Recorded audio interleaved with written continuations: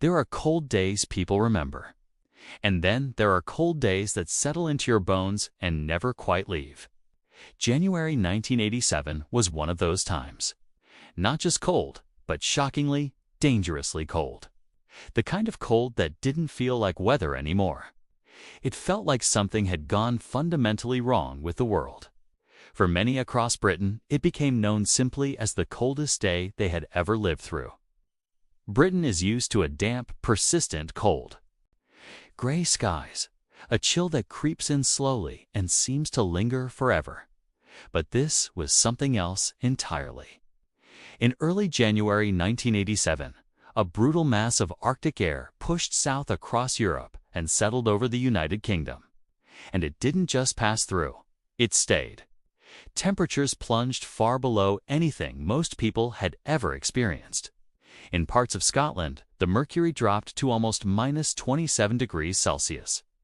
Even in England, temperatures in rural areas fell well below minus 20.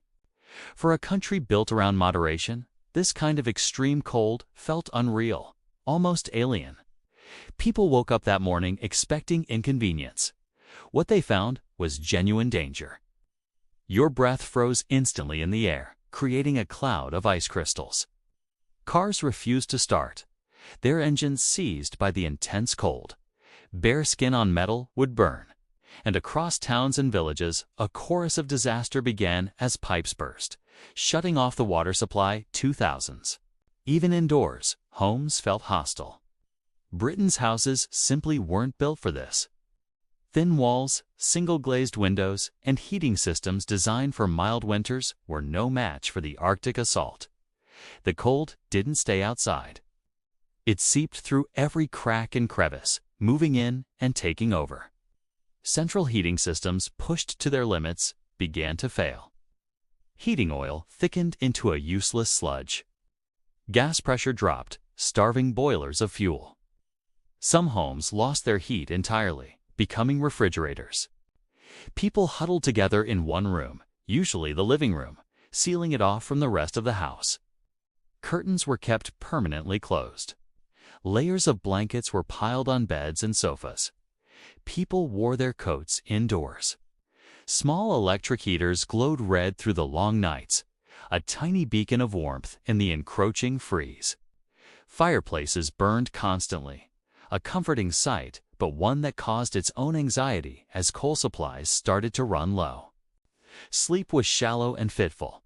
You'd wake often, checking the clock, listening for the strange groans and creaks of a frozen house. Wondering if the morning would finally bring some relief. It didn't. The cold was relentless. And then, snow began to fall. Not the soft, fluffy snow of Christmas cards. This was a dry, sharp, granular snow, blown sideways by a bitter, biting wind. It was like being sandblasted with ice.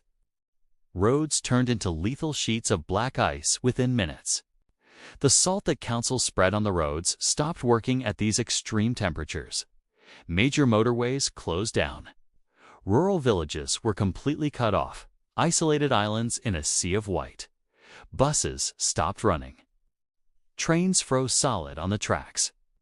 People who had dared to venture out in their cars found themselves stranded, abandoning their vehicles where they stood.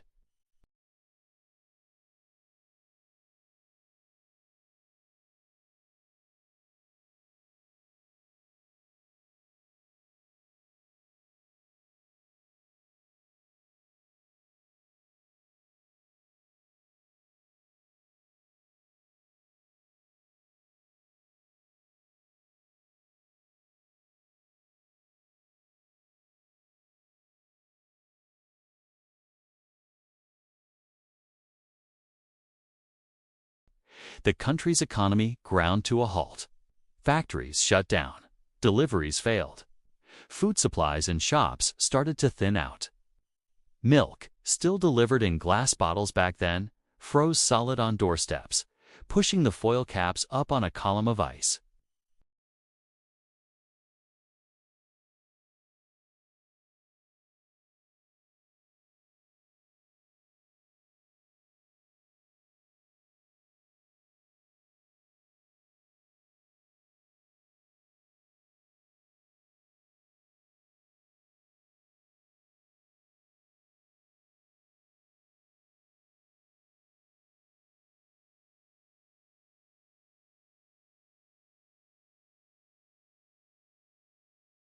At night, though, the cold seemed to make its own noise. The creaking of a house contracting in the freeze, the sharp crack of wood. In that silence, you felt very small and very vulnerable. The elderly and the frail suffered the most. For them, a cold home wasn't just uncomfortable. It was a life-threatening environment.